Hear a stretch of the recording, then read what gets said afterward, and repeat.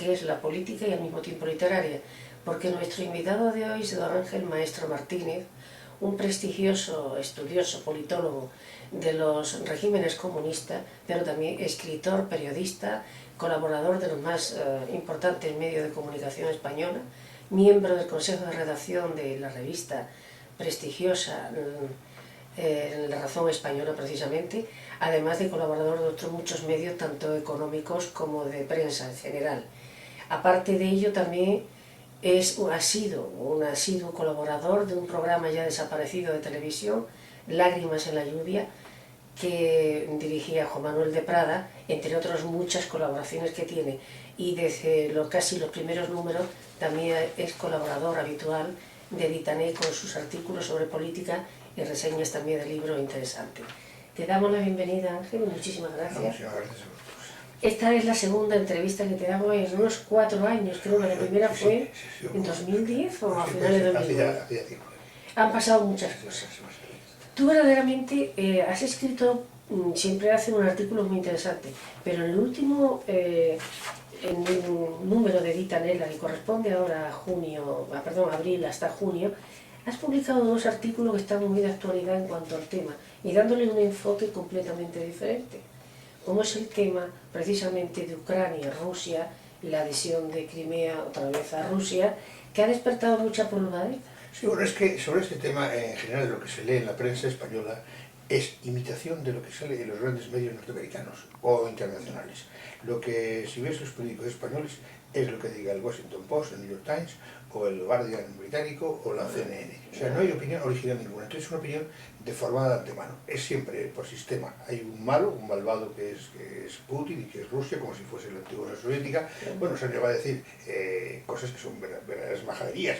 Por ejemplo, decir que Putin, cuando en efecto siendo un joven comandante del KGB, entonces, claro, estaba destinado en la República Democrática Alemana, y que estaba en el muro de Berlín para disparar a los que huían, claro, lo cual es absurdo pensar que Putin iba a estar ahí con un fusil apuntando a los que huían para disparar. O sea, pero esto que se diga por personas conocidas en medios informativos, pues demuestra el desconocimiento. Y entonces, sobre el tema de Rusia, primero había que tener unos antecedentes históricos, ver lo que era Ucrania, lo que era la antigua Rusia, y entonces en base a eso se podría dar opiniones.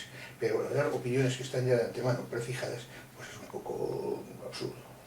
Tú precisamente defiendes en tu artículo que el entorno geográfico y la historia demuestra que Crimea siempre ha sido parte de Rusia. Bueno, es que aparte en Rusia, Ucrania y Bielorrusia pues ha sido casi un conjunto. Incluso la primitiva Rusia se fundó en el Rus de Kiev, sobre el año 1000 de nuestra era. O sea que ha habido una unión, no es como decir dos pueblos, distintos pueblos que son casi lo mismo.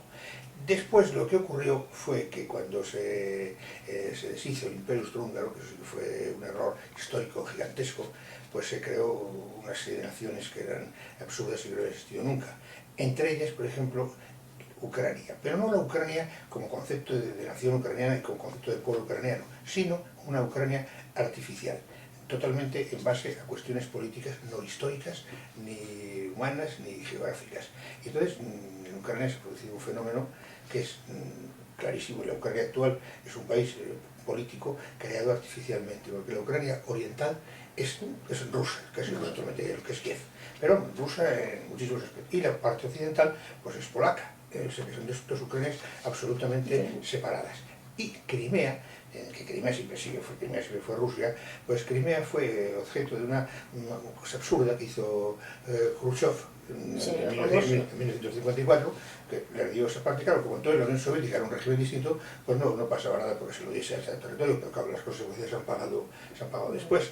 Y Crimea pues siempre ha sido una parte de Rusia, aunque bueno, había tenido una población tártara, que también existe hoy día la población tártara, pero sobre eso ya podemos hablar también después, pero Crimea era la salida de Rusia al Mar Negro y la salida al Mediterráneo.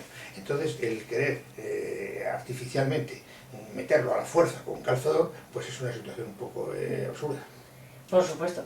¿Consideras que los Estados Unidos, concretamente, que son los que pagan liderando la opinión occidental, tienen temor por el hecho de que Crimea vuelva a ser otra vez parte de Rusia, precisamente por esto de la salida? Sí, en efecto, y la flota rusa está... El Mar Negro, sí. Es que Rusia no tenía salida al Mar Negro ni al Mediterráneo con su flota. Bueno, entonces Estados Unidos, en efecto, Estados Unidos es el que está detrás inspirando pues, todos estos disturbios, como los inspiró en el norte de África, los inspiró en Egipto, los inspiró en Túnez, en Libia. Esos disturbios no se producen solos, se producen por las fuerzas y siempre disfrazados de que son los movimientos patrióticos, independientes y democráticos. Y de democráticos no tienen nada, porque son fundamentalistas a un extremo absoluto. Porque si antiguamente en el norte de África gobernaban unos sátrapas y unos dictadores, ahora no son esos sátrapas, sino que son el islamismo puro, que se corta la mano a los ladrones o se la pide a las adúlteras, a un extremo nada más antitético que la democracia que se presume en Estados Unidos con esos regímenes. Entonces en Ucrania las maniobras que ha habido totalmente, además en Ucrania hay un caso que es interesante y esto se silencia. El gobierno actual ucraniano ha sido por un golpe de Estado, porque había un régimen legítimo, por las elecciones democráticas que había ganado Yanukovych, y entonces había que transcurrir su mandato para que de nuevo pues, fuese sometido a las elecciones. Pero por unos disturbios callejeros, totalmente una revolución callejera, se la ha destituido, se ha derribado, lo cual ha sido un golpe de Estado. Y esto no se dice en absoluto.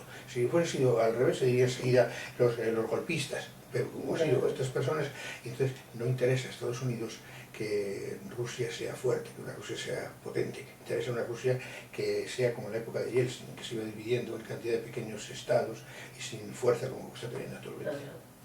Sí, y además una de las cosas que pones de manifiesto concretamente es que los manifestantes ucranianos, no ucranio como dice, ucranio, es una palabra que se ha puesto de moda, la palabra, sí, una cosa terrible, que verdaderamente utiliza, muchos de ellos han sido elegidos después para ocupar puestos del gobierno ucraniano como de guardias de... Exactamente, como unas milicias armadas, unas fuerzas revolucionarias, y entonces las milicias revolucionarias son los que pasan a ocupar, teóricamente, o los que dicen defender la democracia, pues se ríen de la democracia por completo, y porque aquí no están en el poder por ninguna selección libre, sino han estado por un golpe de fuerza, por unas revoluciones callejeras. Así han estado. Y el presidente, cuando se marchó de Ucrania precisamente, que después le dieron, por decirlo así, busca y captura, está en Rusia, ¿qué consideras que porvenir puede tener? Sobre Yanukovych depende mucho actualmente pues, naturalmente de Bielorrusia, pero también gran parte de la población que se considera que hasta ahora había una especie de coexistencia entre ser los ucranianos que hemos comentado antes, pero cuando hay una Ucrania ya abiertamente con una postura totalmente antirrusa, no ya antirrusa lo que respecto a la población, a la nación rusa, sino a la propia población rusa que siente y que piensa en ruso. Entonces, haciendo un pequeño paréntesis, se ha llegado a tal punto tan absurdo que incluso en 1920, que es cuando se produce la primera separación, se llega a crear una especie artificial con el ucraniano, hacerle palabras que no eran rusas, con tal de que no fuese una palabra rusa, se inventaba una palabra polaca o una palabra checa para que no fuese rusa. Y es una cosa, y crear un idioma casi artificial, como por ejemplo tenemos en España en el tema vasco con el batúa, que es un idioma totalmente artificial que no tiene que ver con el vasco legítimo. Bueno, pues se ha llegado a crear un idioma ucraniano en algunos aspectos forzado, como fuese, para separarlo, para que fuese distinto. También en España tenemos buenos ejemplos de eso, ya podríamos también hablar de ese tema. Es que la diferencia de lengua la hace separar a los pueblos. Realmente me comentaba una vez, haciendo un inciso en este aspecto curioso, por ejemplo también con ese gallego moderno, comentaba un gran intelectual y maestro como fue Gonzalo Fernández de la Mora, que visitando una vez el monasterio de Pollo a un redactor, un fraile sobre el nuevo gallego, le confesó, le dijo, ¿cómo hace usted sobre estas palabras? Y dice, oye, cuando no las sabemos, la copiamos del portugués, y si no, nos las inventamos. Entonces, así. Muy bien, solo sería problema. Así ha sido. Entonces, con el idioma ucraniano moderno, se forzó para separarlo del ruso totalmente, para que la población dijese, tengo una cosa distinta. Por supuesto. Por eso de la división de la lengua que hace separar a los pueblos. Precisamente comentabas en tu artículo que el pueblo ruso se dividió en tres ramas. Eso es curioso que la mayoría de la gente no lo sabe. No lo sabe, eran rusos, bielorrusos y ucranianos. Pero en el fondo tenían un sustrato común, una cosa común totalmente. O sea, el separarlo fue, y separarlo mientras esta situación de esta Ucrania nueva, pues fue artificial. Y cuando en tiempos de Khrushchev se le real, pues no tenía esa importancia. Pero claro, eso se ha ido acentuando después por esas minorías politizadas y siempre la mano de Estados Unidos interesado totalmente en crear pues toda la tensión posible, una especie de cizaña interesante, porque le interesa, al contrario, divide y vencerás totalmente. Y es curioso que siendo los ucranianos ucranianos, rusos también, por decirlo así, sus orígenes, estén ahora en contra de Rusia. Por eso, no es tanto el pueblo ucraniano, sino como esa Ucrania artificial que estamos hablando. Sí, el Estado es Estado creado artificialmente, porque el pueblo ucraniano pues se siente ruso, parte de la población al oriente de Ucrania. Esa población se siente rusa y se siente que no tienen diferencia ninguna, se siente que son todos del tronco común, la misma nacionalidad. Pero claro, artificialmente se quiere buscar esa separación, como tenemos desgraciadamente en España con el caso catalán también. O sea que tenemos ejemplos que son muy fáciles de comprender, porque tenemos ejemplos muy parecidos. Muy parecido, sí, desde luego. Has comentado antes que precisamente en el artículo lo dice muy claramente que Putin está, si consiguiera hacer justicia al pueblo tártaro en Crimea, que sería precisamente saldar una deuda histórica con el pueblo. Sí, saldar una deuda histórica porque sobre todo se hicieron unas deportaciones muy crueles en la época de Stalin, porque Stalin fue el gran verdugo de los pueblos, trasladó poblaciones enteras, sin importar que fuesen ancianos, niños, mujeres, con una mortandad terrible, trasladándose a tierras, por ejemplo, que eran inhóspitas, como era el Kazajstán, por ejemplo, regiones de Asia Central totalmente inhóspitas, fuera de su lugar de residencia, y ahí se hizo una barbarie y un crimen, pero eso fue en tiempos de Stalin. Hoy día creo que gran parte de la población tártara que queda, se puede llegar a un arreglo y una solución pacífica. Y es curioso que habiendo tenido esas verdaderas canalladas que se hicieron en la época de Stalin, todavía exista gente de izquierda que defiende la postura staliniana y habla mal de los nazis, que también fue un terror para el mundo. Sí, pero claro, es un terror. Ahora, si miramos numéricamente, es muy inferior, numéricamente, geográficamente y cronológicamente. Porque claro, el periodo nazi pues, va de 1933 a 1945, mientras que el periodo soviético va del año 1917 hasta el año 1991. ¿Y se habla de 20 millones de muertos? Muertos. No, el número de muertos del comunismo es muy superior, porque habría que contar también la enorme muerte de China, que fue terrible. Pero, por ejemplo, en lo que es Rusia y en Ucrania, precisamente, la colectivización forzada por Stalin, por el hambre, pues ahí murieron, a lo mejor hay 7 millones de personas, pero si mira usted, si miras todo el número total de muertos, de asesinados, pues sí, puede ser 20 millones de personas, 20 millones de personas totalmente, además, desprovisto, pero incluso el crimen llegaba a grados, no ya contra fuerzas que eran de derechas o conservadoras, no, incluso hasta con la misma gente del propio Partido Comunista, que eran, en cuanto se oponían a la voluntad de Stalin, pues eran acusados de contrarrevolucionarios, enemigos del pueblo, vendidos al imperialismo. Entonces, ahora es curioso, si por ejemplo hoy día se le ocurriese a alguien salir con una camiseta con Hitler, claro, sería condenado inmediatamente, no se atrevería, pero sin embargo, se lleva de Stalin o de Che Guevara, un asesino total, disfrazado además bajo aspectos teóricos, porque como marxista-leninista tenía también muchos fallos, pero un verdadero criminal, un verdadero asesino, y se lleva parte de jóvenes que ves por la calle con camiseta de Che Guevara. Pero ¿cómo es posible que sea la apología de un señor que practicó el crimen y el asesinato? Ese es el famoso maniqueísmo que siempre ha existido, que un mismo hecho por una parte está justificado y esos mismos hechos lo hacen otra parte contraria, y es verdaderamente motivo de repulsa. Es según la vara de medida que se utilice para ello. El caso es, el reivindicar el estalinismo, pues ya supone pues una aberración. Bueno, yo creo que actualmente, como no sé, en Corea del Norte, pues es difícil. Corea del Norte sí. Pero los marxistas, el Partido Comunista, siguen teniendo... Siguen teniendo todavía, sí, porque piensa, siempre el marxista siempre tiene la teoría de que no, que ese no es el comunismo, que son las consecuencias adversas que han venido dificultades, que hay que llegar al estado futuro. Pero ese estado futuro no llega nunca. Es una cosa que no llega nunca. Es como se decía antiguamente, se decía que Brasil sería el país del futuro, pero que no llegaba nunca ese futuro, se decía antiguamente. Pero no, parece así. Bueno, no, pues lo que sí ocurre totalmente es que ellos dicen que nunca existió el comunismo perfecto. Ves a esos tertulianos de televisión y esos líderes de nuevos partidos, en los cuales echan siempre la culpa a causas exteriores. Pero que no, el verdadero régimen comunista no ha existido nunca. Entonces, pero claro, a las generaciones que les toca por medio, pues los hunden. Claro, por supuesto. ¿Qué considera, cuál futuro le ves al tema del actual gobierno ucraniano, este que ha venido con el golpe de Estado que ha dado? ¿Cree que puede conseguir el apoyo ya internacional de la mayoría de los países para evitar que se lo quiten de nuevo otra vez? Hombre, es el nuevo gobierno lo que sí trata, lo que sí tiene, actualmente no podría funcionar si no fuese por el apoyo europeo, el apoyo de los Estados Unidos, aunque en Europa la Unión Europea pues es timorata y cobarde, puede pasar solamente enérgicas condenas, pero claro, tiene mucho miedo al gas ruso. Si el gas ruso se cierra, pues entonces se acabó el problema. Entonces tienen que recurrir a una enérgica condena violentísima, pero yo creo que va a quedar más que nada retórica. Ahora, sin embargo, Estados Unidos trató, ya cuando la descomposición de la Unión Soviética, aquellos años caóticos de Yeltsin, trató ya de dividir a Rusia en varios estados diferentes, para que fuese no tuviese fuerza. Un estado federal, ¿no? Sí, pero no, más diferentes estados enfrentados incluso entre ellos, era su ideal. Y sin embargo, Rusia después, bueno, Rusia tiene, el problema que tiene grave es el problema demográfico. Pero ahora, por ejemplo, pues, se silencia, por ejemplo, en Europa, se silencia la ayuda a la natalidad, que está procurando totalmente una ayuda a la natalidad.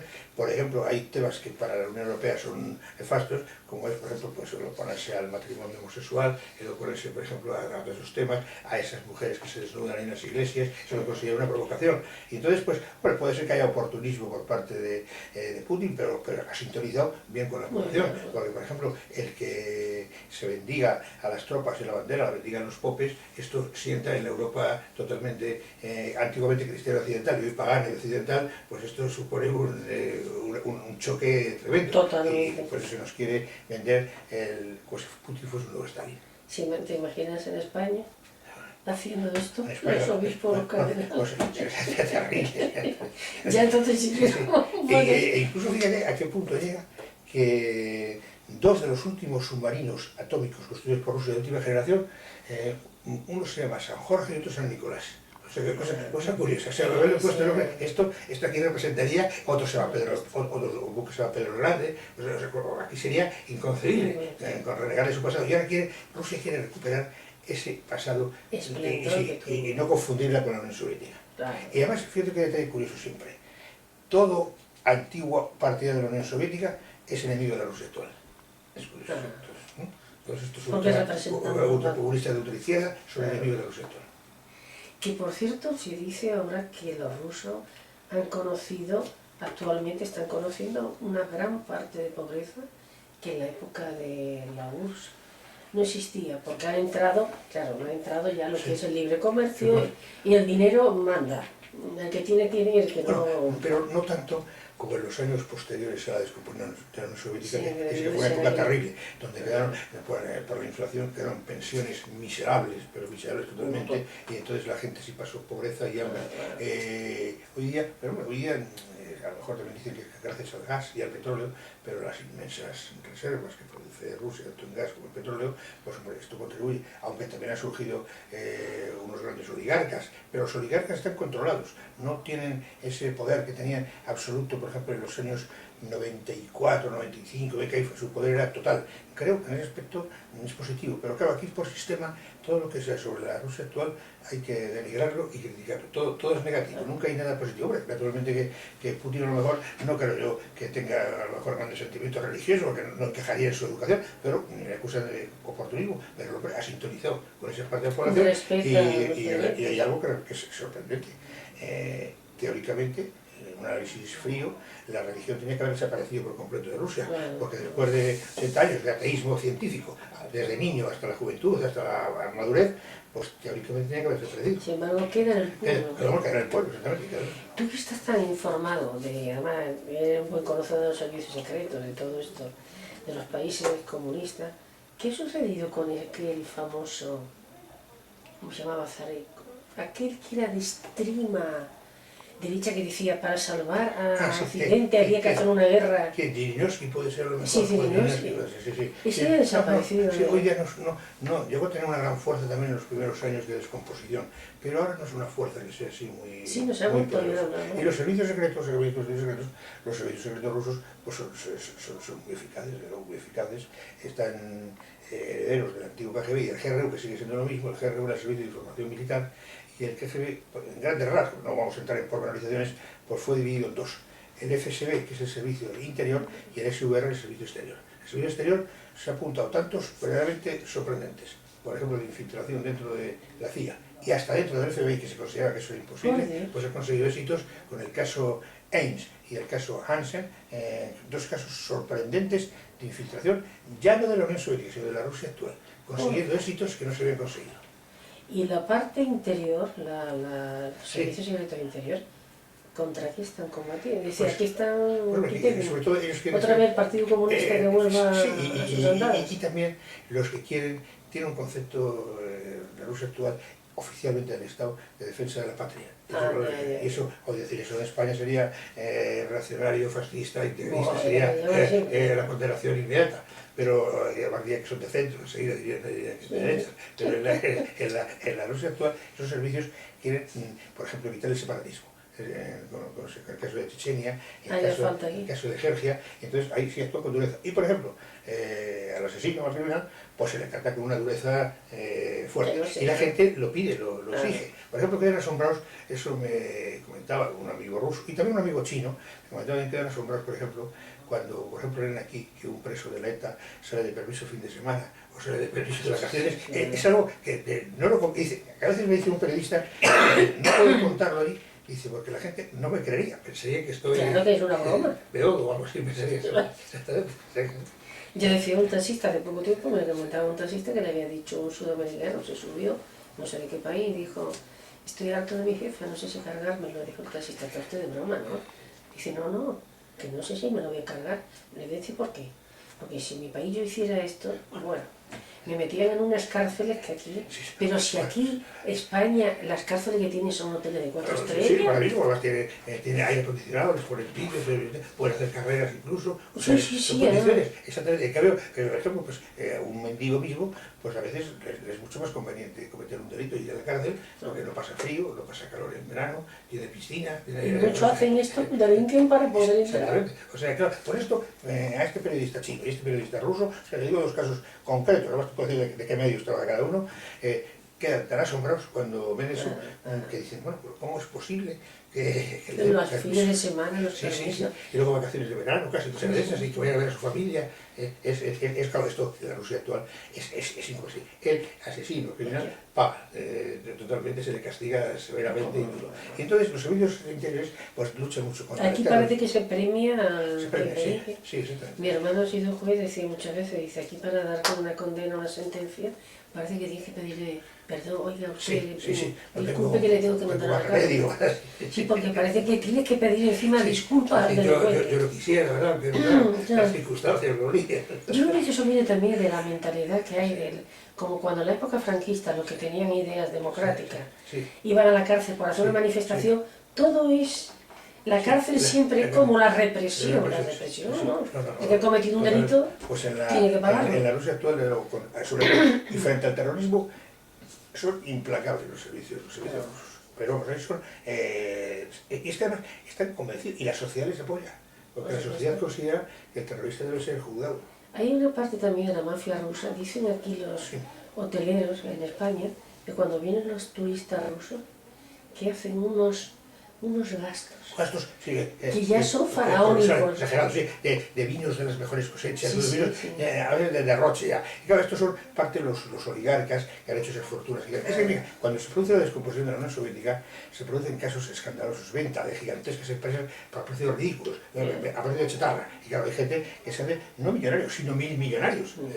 Los casos de Berezovsky y estos personajes que se enriquecen, pero a grados gigantescos. Toda esta gente pues no tiene control ninguno y claro, los gastos son exagerados y las casas no son caras, son los palacios. Pero claro, hombre, esto sí es un contraste con la población, pero yo creo que aquí lo que afecta más en Occidente es eso de que se fomente la natalidad y que se persiga relativamente el aborto o la homosexualidad. Eso son temas que esos son, a los európeos de Bruselas, son temas tabús. Sí, por supuesto. Pero en Rusia, fíjate los últimos datos que ha habido de persecución a los homosexuales, que ha despertado crítica en todo Occidente, pero porque claro, la mano abierta que hay aquí no es la que hay allí. Son diferentes culturas. Imagínate si sucediera en China. Tú que eres un gran experto en China, ¿cómo existe allí la cuestión de la seguridad? En China es que la seguridad es tan fuerte o más dura incluso que puede ser en Rusia, la seguridad. Ahí, curiosamente además, la policía, que tiene un nombre que recuerda a cosas españolas, que se llama Policía Armada, se llama. Recordáis que en tiempos de antiguo régimen se va la Policía Armada. La Policía Armada esa tiene un control total de la población y desde luego, también en China. Frente al separatismo son implacables, frente a los uigures o los del Falun Gong o del Tíbet son absolutamente implacables. Además con condena de muerte, ¿no? Sí, en China la condena de muerte sí que llega a situaciones, pero claro, eso es distinto, porque la condena de muerte siempre era por un tiro en la nuca, que era la forma de que se podía entrar. Pero ahora es curioso, no es ironía, ellos mismos dicen que había que humanizarlo. Y entonces el Tribunal Supremo estudió tres formas, que eran la inyección letal, la cámara de gas y la silla eléctrica. O sea, estudiaron las tres cosas. Y después de concienzudos estudios, han llegado a la conclusión que la inyección letal es la más humana. Tal, y entonces, dice, lo que pasa, dice, razonadamente, el vicepresidente del Tribunal Supremo dice, no se puede aplicar en toda China por las proporciones inmensas. Dice, de momento está cosa experimental en una prisión de Pekín y en una de provincias que no recuerdo ahora cuál es. Entonces, o sea, pero ya, considerando con la pena de muerte, una cosa absolutamente normal. Lo único que se discute es si es, y entonces diciendo no, que es más humano, ya el sistema de la yo no sé eso que se decía en tiempos, francamente no tengo datos, que aparte de dispararte de la nuca, luego tenía la familia que pagar la bala. Yo creo que no sé, ahí francamente no tengo datos para saber si era verdad o no. Eso puede ser que es un poco leyenda popular. Pero ahora ya se quiere ir a la inyección letal.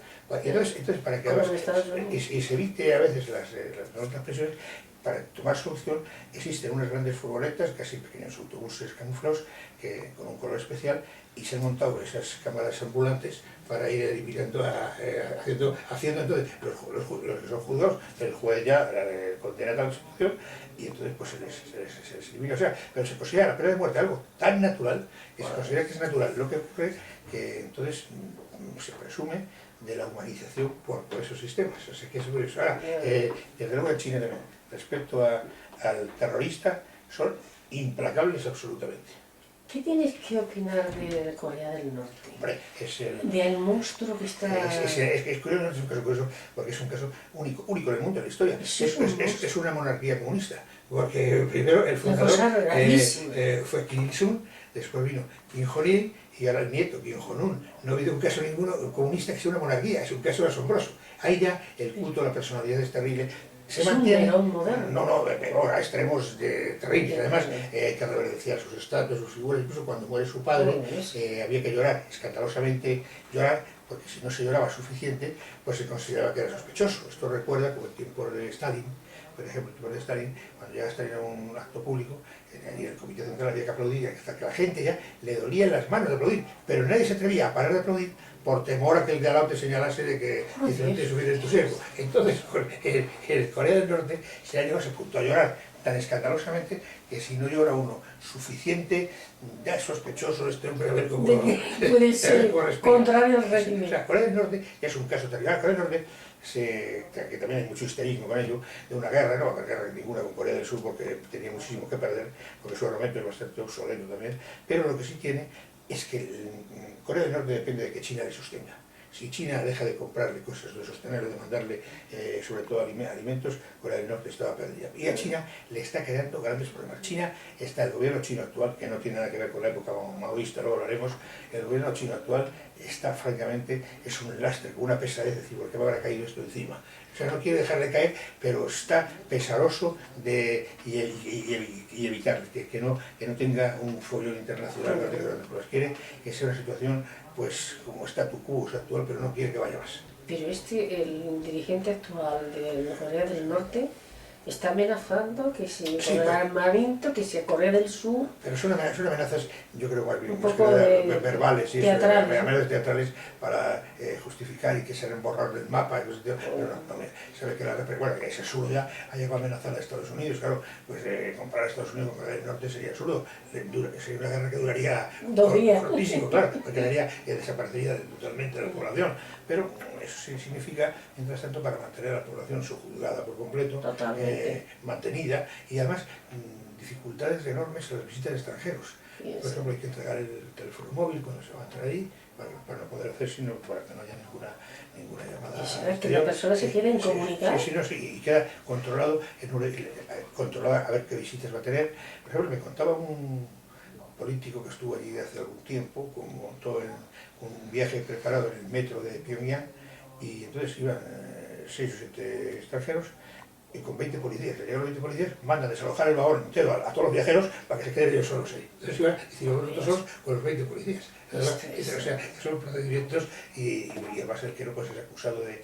Se han llegado a decir, ¿sabes que ahora fue ejecutado su tío, el tío de Tino Bonú? Sí, de una forma terrible con los pero eso francamente no he logrado confirmarlo. La cosa parece que, pero vamos, según mis fuentes no tengo, o sea, no puedo darte una certeza exacta. Está saliendo en los periódicos. Sí, pero puede ser un poco... esa muerte sería horrible, además a su tío. Pero que su tía desapareció. Tampoco no. Ahí puede desaparecer totalmente. Pero el sistema ese es el culto de la personalidad. Ahí sí que es el culto de la personalidad estalinista. Es el país más estalinista que existe al respecto. Porque se reivindica a Stalin como si fuese un ser superior también. Y entonces, claro, pero te digo, luego tiene la particularidad esa, de que es una monarquía comunista. Lo cual es una contradicción. Abuelo, padre e hijo, el caso único. Y ahora ha dictado una norma que, bueno, dentro de las atrocidades que hace, que sorprende en Occidente. Le aconseja a los ciudadanos norcoreanos, que los varones, que se tienen que llevar un peinado especial que utilizan los contrabandistas del China del Norte. Sí, bueno, y ellos dicen que eso no se lo... Es que ya se llega a grandes tan ridículos. Pues, pero a China le crea problemas, le crea problemas porque China, que es el que le sostiene económicamente, el que le compra sus géneros, bueno, a tal punto, el régimen chino no es un modelo, por ejemplo, de libertad y lugar. Hay gente que quiere huir a China para ser libre, la frontera vigiladísima con China, para evitar que... O sea, Corea del Norte es un caso de aberración, de libro. Es que parece de película, de un poco de esperpento de ciencia ficción. Lo que pasa es que el pobre pueblo ahí, como no conoce otra cosa, pues ese es el problema, que cuando no conoces otra cosa y vives en ese mundo, esa burbuja, pues piensas que todo es parecido. Y entonces recibes la propaganda exterior, pues diciendo que los enemigos, los capitalistas que tratan de asfixiarnos, de encerrarnos, y se repite. Como la gente no conoce otra cosa, pues es inútil, no puedes, no tiene medida de comparación ninguna, claro. Por eso esa censura tan total, como te digo, al punto de entregar el teléfono móvil para que no puedas hacer ninguna llamada, y luego te lo devuelven cuando sales ya del país. Y mientras tanto llamando de teléfono que estarán absolutamente controlados. Pero es que además controlados. ¿Con quién puedes hablar de la población de la calle? Eso no puedes tampoco hablar. Por favor. Porque los guías pues te aconsejan, los guías son, claro, gente de todo el partido. Pero ahí se ha sobrepasado ya lo que era el Partido Comunista para caer en la época stalinista. Es lo más parecido, si quisiésemos volver a una cosa, pero con un culto de la personalidad que ha superado incluso, creo yo, el de Stalin y el de Mao Zedong, porque hay que reverenciar las estatuas y hacer una reverencia cuando se pasa por la estatua del dirigente y decir pues, unas frases como si fuese un mantra, una oración que se tiene. O sea, Corea del Norte es un caso único. Parece propio de épocas pretéritas, de cuando la época parece emperadores romanos que se consideraban dioses, defecaban y todo esto. Y de China, concretamente, tú que eres tan entendido en estos temas políticos, ¿cómo considera que es la actuación y la situación actual que hay en relaciones Estados Unidos-China, estos países que son comunistas? Bueno, China va evolucionando cada vez más. China cada vez va quedando más el comunismo como una cuestión más bien casi externa de apariencia, porque en el fondo, bueno, si los dirigentes actuales hubiese habido Mao Zedong, habrían sido fusilados todos contra enemigos del pueblo y contra revolucionarios, totalmente. Precisamente ahí se ha ido produciendo una evolución y se ha ido, en China cada vez se va más haciendo autoritarismo, un régimen autoritario extremo, pero disfrazado bajo el aspecto del partido, pero cada vez con menos movimiento. Igual a tal punto, por ejemplo, en China no se puede, oficialmente no se habla de Mao Zedong, ni se habla ni se puede criticar tampoco a él, pero oficialmente este último año, en el 2013, se decía, oficialmente, que Mao tuvo el 70% de aciertos y el 30% de errores. Probablemente en el 2015 será el 60 y el 40, y poco a poco irá evolucionando. Porque China, es curioso, en China lo que sí pasa, que los grandes capitalistas, que se han hecho fortunas gigantescas, pero son gente que pertenecen al partido. Y si, por ejemplo, en una empresa se produce una dualidad de criterios entre lo que es la política del partido y la política de la empresa, se impone la política del partido. Y el gobierno es un ejecutor. El partido es la fuerza base de la sociedad china. Es totalmente. Y Estados Unidos está procurando actualmente pues, poner muchas dificultades a China. Por ejemplo, sobre todo con el caso de Japón, actualmente. Eso de Japón, Japón tenía prohibido tener fuerza, era fuerza de autodefensa. Y Japón ya tiene su ejército, su marina de guerra y su aviación propia. Entonces se le quiere a China cada vez ir cercándola más para evitar que vaya cogiendo demasiada fuerza del Pacífico. Y con la cantidad de habitantes sí, que tiene, sí, una potencia de 1.200 1.300 o 1.300 millones. Y ya logra ya contenerlo. Posiblemente no pase de esta cifra o pasará ya muy poco por la política que haya del hijo único, todo eso. Ahora se encuentra con un problema. Se encuentra con un problema de parte de que hay mucho más hombres que mujeres. Exacto. Y a partir del 2020 y tantos puede empezar a producirse un envejecimiento de la población. Eso es un problema. Y tendrán que buscar mujeres en otros países. Es un problema que tiene China bastante grande. Pero, como te digo, en el aspecto de la empresa, se actúa con un liberalismo, pero... como si fuera una sociedad. Lo que pasa es que siempre está todo supeditado al partido. Y el partido se nombra a sí mismo. Se van nombrando a sí mismo. Han tenido un gran éxito. China es en la sucesión. Ahí hay que reconocer que han tenido un éxito enorme. Porque en todos los países comunistas, cuando muere el dictador, suele haber unas peleas internas terribles, hasta con ejecuciones, acusándoles de traidor y acusando al antecesor de que era un traidor, un contrarrevolucionario. Aquí se lleva el sistema de las generaciones. La primera generación fue Mao Zedong, la segunda fue Deng Xiaoping, la tercera fue Jiang Zemin, la cuarta son los que han salido ahora, Hu Jintao, y la quinta es la que ha venido ahora. Y entonces, ordenadamente, su periodo máximo de gobernar son 2 periodos de 5 años, no puede estar más de 10 años. Y se nombran a sí mismos por cooptación, se van escogiendo gente desde la base, que ha estado en provincias, que luego ha estado en Pekín, con capitales como Shanghái importantes, y se va seleccionando. Ahí sí que hay que reconocerlo, que el régimen chino, dentro de que, claro, por arreglo a los criterios occidentales democráticos sería absurdo, pero bueno, ellos han conseguido la estabilidad de la sucesión. La sucesión es el éxito más grande que han tenido, porque esto es una cosa ordenada. Y saben ya lo que va a pasar, a no ser que ocurra un caso, una catástrofe, por lo que va a pasar dentro de 15 años. Ahora, por ejemplo, cuando llega al poder esta quinta generación, estaba prevista ya desde hace 10 años que sería la quinta la que sucedería a la cuarta.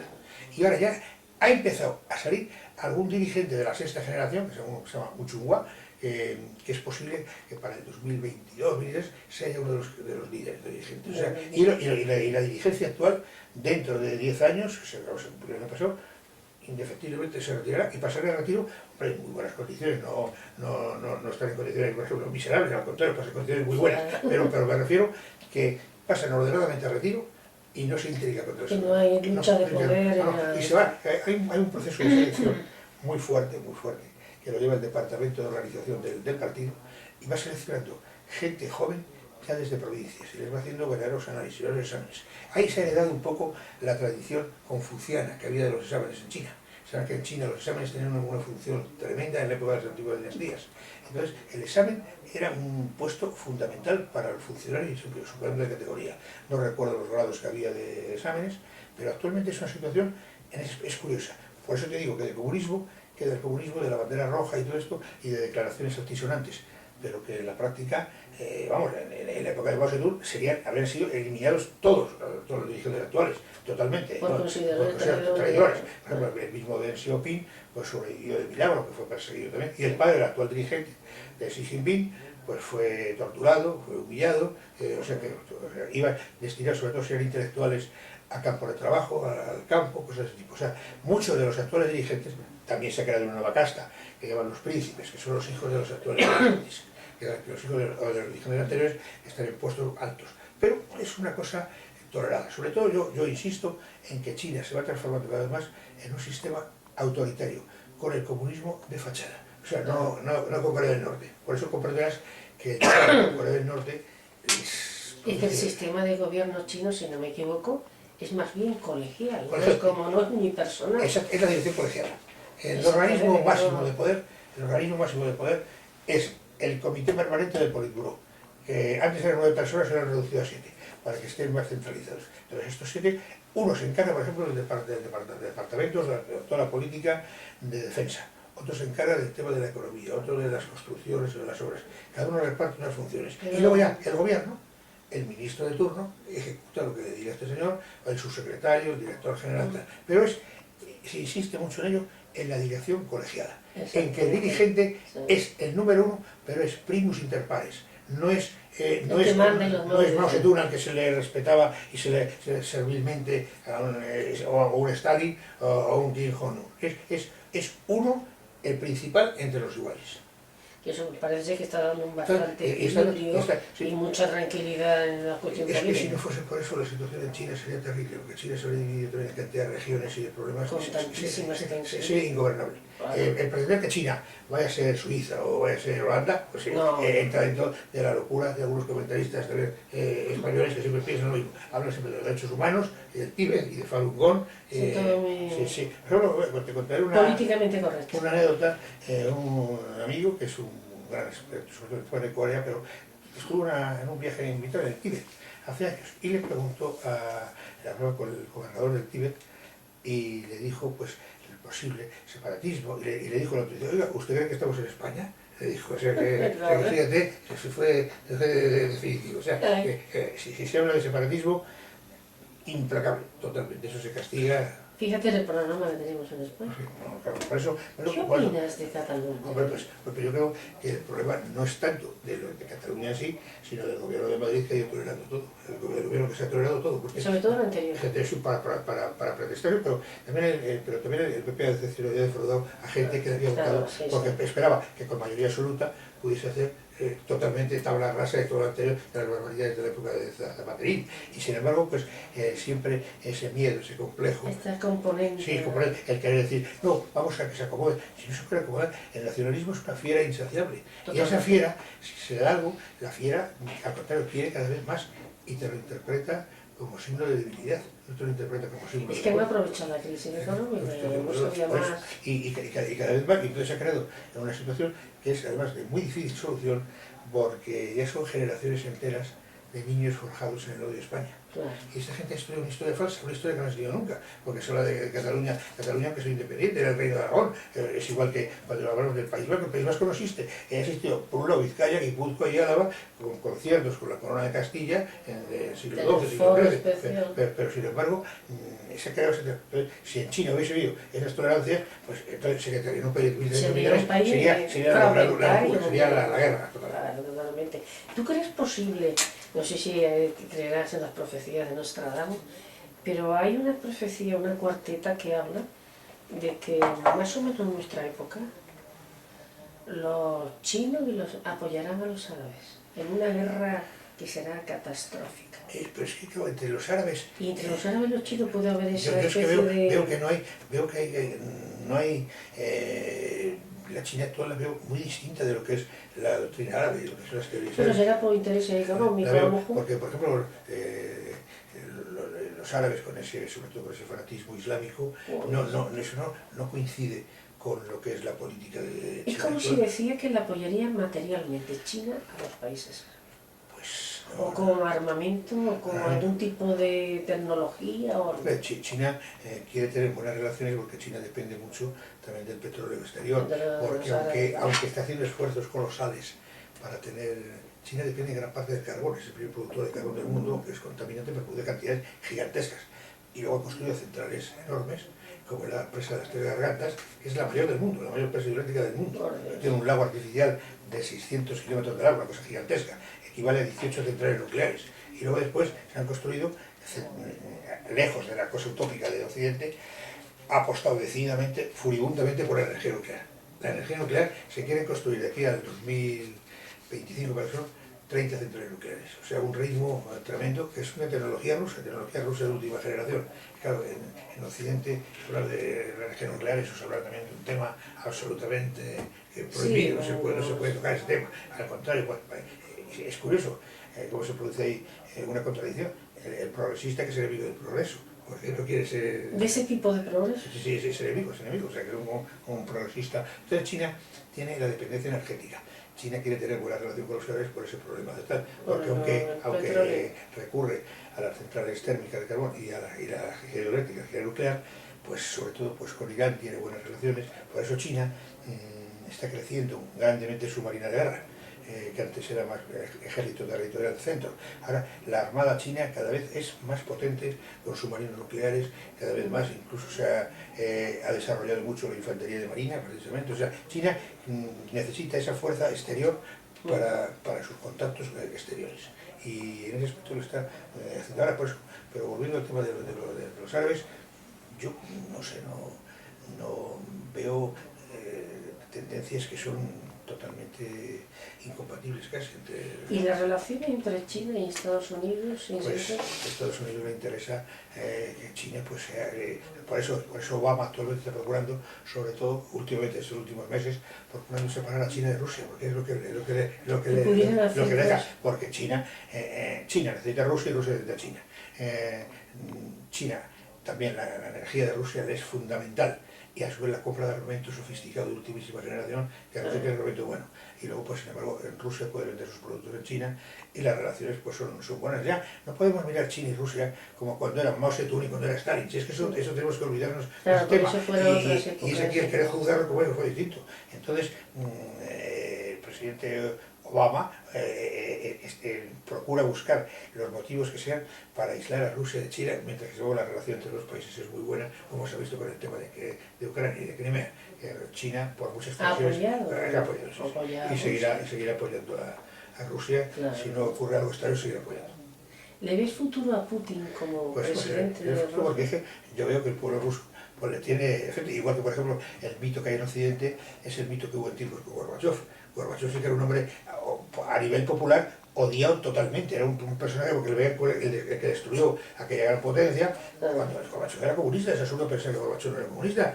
Lo que pasa es que actuó con unos procedimientos que él quiso un comunismo más perfeccionado, pero fue desastroso. Entonces, en las últimas elecciones que se presentó, no sé si sacó el 0,5% de los votos, una cifra ridícula. Y además, si hablas de Gorbachev en Rusia, eso lo he comentado yo con un amigo, por ejemplo, a nivel popular, te expones no que te insulte, a que te golpeen, casi un personaje, y sin embargo aquí les caía todos el lenguaje vulgar, les caía la baba diciendo, el bueno de Gorbi.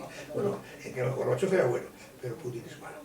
El ejemplo que te he contado antes de cuando estaba en la República Democrática Alemana, que era un régimen de una dureza tremenda, el más duro que había también en Occidente, y decir que disparaba, no me imagino a Putin con un fusil disparando a los fugitivos. Pues que tenía otra categoría. No estaba haciendo guardia de una garita. Exactamente, por eso sería. Y parece una persona inteligente. Después parece que lo eligieron en 1975. Sí, él fue elegido. Pero los mejores estudiantes. Sí, fue elegido, tuvo unas notas, y precisamente cuando le selecciona el KGB, porque el antiguo KGB no podías entrar voluntariamente, eran ellos los que te seleccionaban aquí.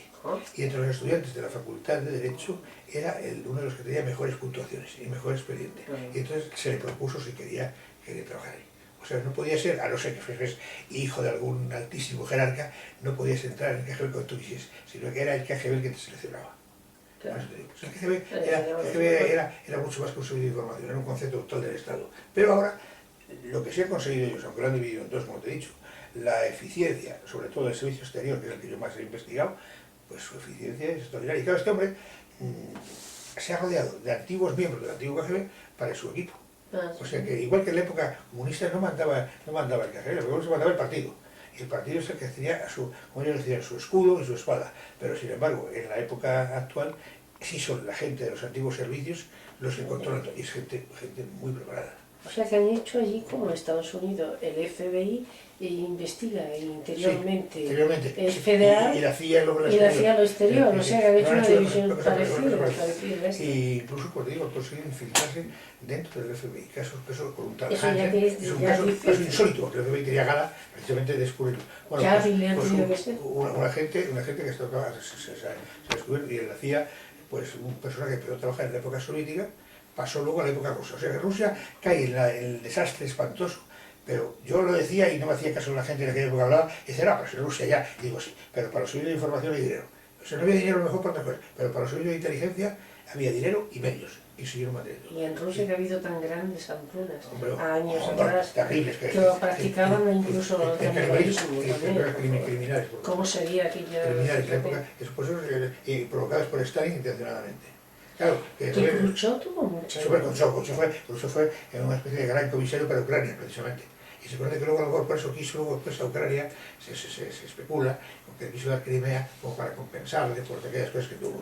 Pero el mismo Khrushchev fue un personaje terrible, de una dureza de una dureza en la represión en Ucrania espantosa. Y nos habló en Occidente. No, le interesaba también que no se citasen también esas esa historia. cosas. Como Carrillo Sí, en España. sí, no, son temas que no interesaba sacarlos. El tema de Carrillo, no, me parece que ahí hay que olvidar, que vamos a otros temas no hay que olvidar, los otros temas son perennes, pero el tema de Carrillo es un tema. Entonces el tema de Khrushchev, pues decirle que sí, porque condenó a Stalin, pero es que claro, Stalin mató más comunistas que nadie, porque fue asombroso, porque Stalin eliminó a toda la vieja guardia leninista y gente que estaban más preparados que él intelectualmente, pero Stalin... se convirtió en un paranoico. Sus últimos años ya son cosa de locura, de verdad, Claro, de un loco, pero un loco con tal poder que nadie se atrevía. Por ejemplo, se decía un chiste de Correo que decían, dicen que Stalin se ha muerto, y dice, sí, pero a ver quién se lo dice. Es decir,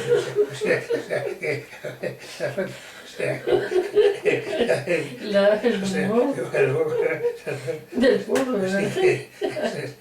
Que además, tú has escrito en varios libros sobre temas comunistas, uno sobre la pasionaria, que escribiste la versión diferente a la de Carrillo, que escribí también. La versión de Carrillo era apologética, eso. Yo creo que además, yo creo que no escribió casi nunca, yo creo que se debe escribir algún negro, porque, pero un negro vago además encima, sí, un negro trabajador lo había hecho mejor, porque era todo tópicos. La luchadora por la libertad, luchadora contra el fascismo, mujer heroica, o sea, hombre, yo, mi modesta escala, procuré estudiar al personaje, conocerle, descubrir lo mala que era con los compañeros de partido, no solamente ya con la gente de derechas, sino mala con los compañeros.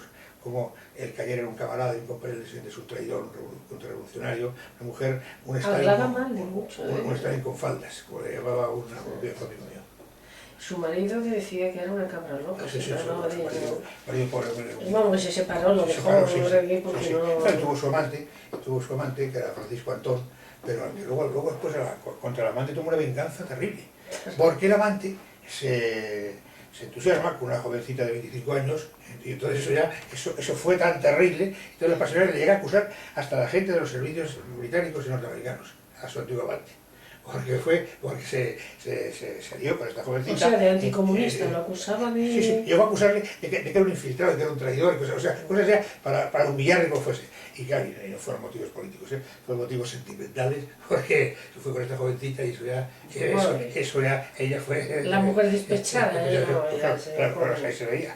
Tú además escribiste también sobre el posible enigma de si asesinó Stalin a Lenin. Sí. Un enigma histórico, asesinó Stalin a Lenin. Pues hombre, no le asesinó, me refiero físicamente, Perdón, como decía Trotsky, que le había envenenado. No, yo, mi opinión que los tengo, es que él le iba provocando, como Lenin estaba enfermo totalmente, provocándole subidas de tensión brutales, para ir provocándole. Entonces Lenin dejó puesta en sus disposiciones que la salud de los altos miembros del partido no era competencia de la familia, sino competencia del comité central y del aparato del partido. Entonces, el propio Lenin, cuando está encerrado allí, se ve vino preso de su propia medicina. Y cuando dice Stalin, le acusa la hermana de Lenin, su mujer, dice, no, yo me limito a cumplir las órdenes del camarada de Lenin. El camarada de Lenin ha dicho esto, tengo que cumplir sus órdenes. Claro, la impotencia de Lenin de verse que está aislado y rodeado por víctima de sus propias disposiciones, eso le va acelerando esos procesos mentales. Y esos procesos mentales le van provocando unos ataques cerebrales hasta que llega a la parálisis cerebral y muere de un ataque cerebral.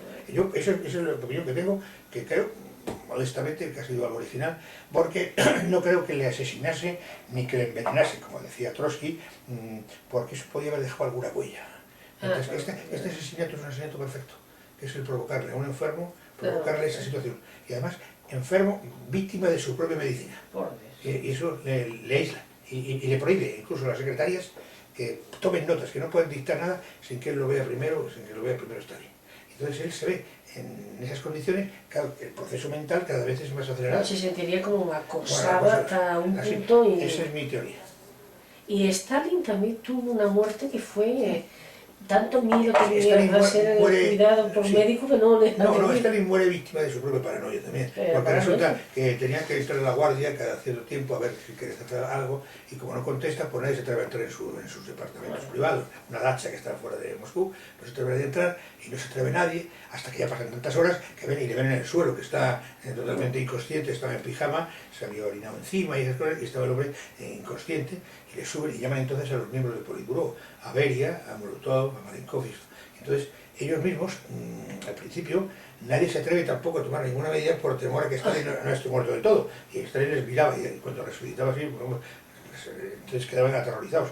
Y entonces lo iban dejando y ya cuando llegan los médicos, el profesor Vinogradov, gente de altísima altura, dice, no, tenían que habernos avisado varios días antes, porque le había dado un ictus cerebral y ya no tenía solución. Y ya ven que se muere y que no se puede hacer nada. Pero nadie se atrevía a hacer nada. O sea, muere mismo víctima de su propia cosa con los médicos. Y la paranoia que tenía. Bueno, sí, antes de eso, el proceso que hacen los médicos de Moscú a su propio médico, pues le van a torturar y dice, golpearle sin piedad ninguna y cosas así.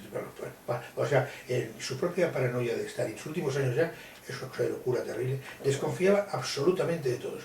Y el aparato del partido estaba ya pensando que iban a ser purgados, que los procesos de los años 30 y tantos se iban a repetir y que se iban a cargar a Beria, a Molotov, a Khrushchev, a Kaganovich, los iba a cargar a todos.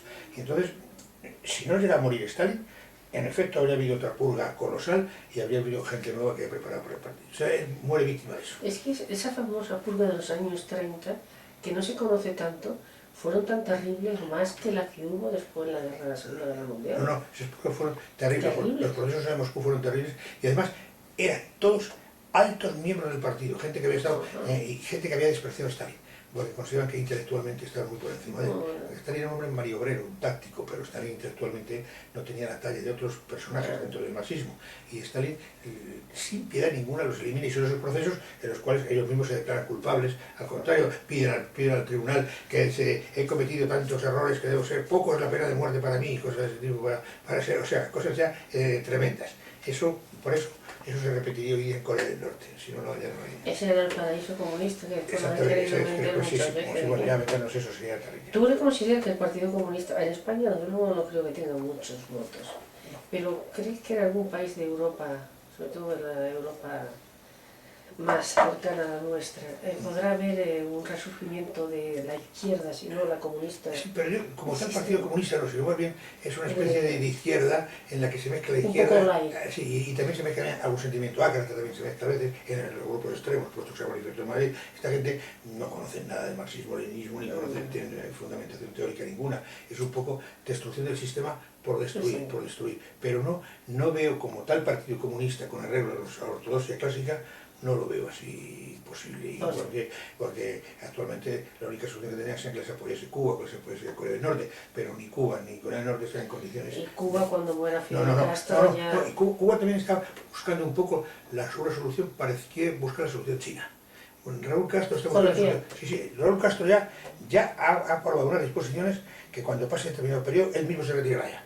Y tienen a otro personaje que se llama Díaz Cardiel, que es un hombre de unos 40 y tantos años, que va a ser ya casi seguro el número 1 de la dirección colegiada. Y ya Raúl Castro dijo una frase de algún tiempo que frente a la cosa verbal, porque Raúl Castro es tan comunista como puede ser Fidel, pero me refiero, también actúa según las circunstancias. Dijo que el pueblo no come discursos, come frijoles. Y entonces Raúl Castro ahora está procurando en lo posible en buscar la solución vietnamita, la solución de China, ese tipo.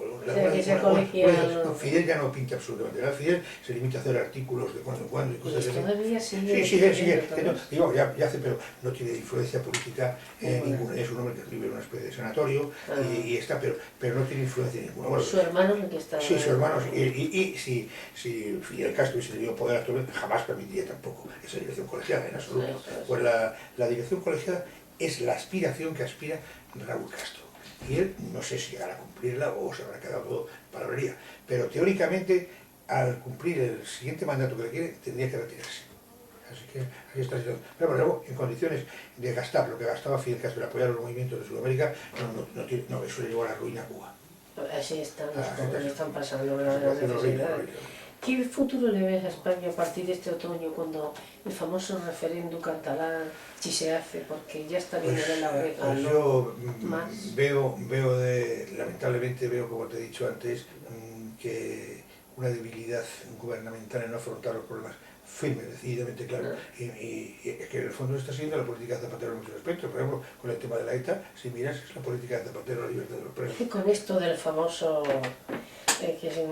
que el tribunal europeo, la doctrina la echó para atrás. El Tribunal Europeo atrás. resuelve porque, por ejemplo, Inglaterra lo que respeta, a otros países lo que les interesa. Y aquí mismo, por ejemplo, cuando se trató con un asunto de Ruiz Mateos, que le dio la razón, No le hicieron caso. o sea, ha sido la justificación de tener un pretexto para esto. En ese tema veo, y lo que veo terriblemente peligroso, que es el tema cultural, el tema intelectual. Veo generaciones enteras formadas en el odio a España. Ese es el tema que para mí lo veo más peligroso. Porque hay gente que de buena fe, gente que ya no son gente malévola, sino gente normal, han sido educados en el odio a España y piensan que España les ha aplastado, que es un país que les ha usurpado. Ese es el problema que yo veo. O sea, veo el panorama, lamentablemente, lo veo difícil, a falta de tomar una medida drásticas, pero no veo voluntad de tomar, porque por ejemplo cuando se dice, claro, más está amenazando evidentemente con la sedición. Tú dices que vas a atracar un banco mañana y te detienen inmediatamente. En cambio, él dice otra cosa y dice entonces la vicepresidenta está dice, no, iremos al Tribunal Constitucional. Bueno, ¿qué le impone el Tribunal Constitucional? Al revolucionario enfrentarle con medidas reguleyescas es absurdo. Entonces, si se está saltando todas las leyes. Imagínate, por ejemplo, y la sentencia de los tribunales. el año 30 y tantos, que dijese que Hitler iba a invadir Polonia y decir, no puede, porque hay un juez de Varsovia que lo ha citado a declarar y no podemos ir, porque pues no se parece. Ahora está diciendo, sin embargo, más que se está dando cuenta del peligro que representa de enfrentarse al Estado. Algo le han advertido. Le han debido advertir. Algo puede ser que haya advertido, sí. Pero yo, lo que más me preocupa, de verdad, haría falta un rearme ideológico, un rearme cultural, un rearme de que la educación, el haber cedido la educación, eso fue la peor cosa que puede hacer. El haber cedido la educación fue nefasto. Porque desde los años 80. La educación ha sido crear toda esta gente. Esto para mí es un problema gravísimo. Y quitarle al español el orgullo de ser español. Totalmente. Al contrario, considero... Ningún alemán ni francés le dice, oiga, avergüéncese usted de su bandera. Y de verdad pensaría, este señor está loco. Sí. Aquí en España parece que nos sentimos aterrorizados. Acomplejados de ser españoles. Pues no, así desgraciadamente, ese es el problema que yo veo. El problema educativo, le he visto un problema terrible. Y que esas futuras generaciones van más para y mientras no hubiese una medida enérgica en el aspecto, el ir contra el revolucionario, como te decía yo antes, con medidas reguleyescas, no sirve se para puede nada. contratar. Pero si están las sentencias continuamente obligando a los catalanes, por ejemplo, que den las horas lectivas en español y dicen que nada. La sentencia para ellos les importa un pimiento. En 1917 que dijesen, no, Lenin no puede sublevarse, porque como tiene unos procesos ya buscados en contra, no puede, porque estaría perdido, va a ser condenado. Pues estaría en esa situación. Es que los catalanes están enamorados un poco como la frase que dijiste de un día de Stalin, que fue muy curiosa, cuando le decía... señor Stalin, o como camarada Stalin, que la realidad no es esa, que pues se cambia la realidad. Pues aquí estamos haciendo lo mismo. La dijo Lenin le dijo. Fue Lenin. Fue Lenin, perdón, yo he entendido el camarada Lenin, dice el polígono, es que esto se pone a la realidad. Pues lo siento por la realidad. La realidad está. Aquí se está haciendo lo mismo. La historia se está inventando y se está aplicando las cosas de diferentes formas. Así estamos haciendo. Pues esto es todo, Marta, le agradezco muchísimo. No haber sido demasiado prolijo, a lo mejor. No, al contrario, por favor. Y le va a gustar a los espectadores, a los lectores de Internet, porque está siempre dando noticias interesantísimas y comentarios, además que no se suelen leer en los periódicos, están mediatizados muchas veces. Exactamente. Te agradezco muchísimo los minutos que me has dedicado. Y sé que estás haciendo un esfuerzo porque además tienes que atender ahora a otras cuestiones que aquí muy... No tengo más remedio, así que pues muchas gracias a ti. A ti ha sido un placer. Ya sabes que más adelante volveremos a hablar otra vez, como decía típico, en el gobierno. Muchas gracias por todo y hasta la próxima.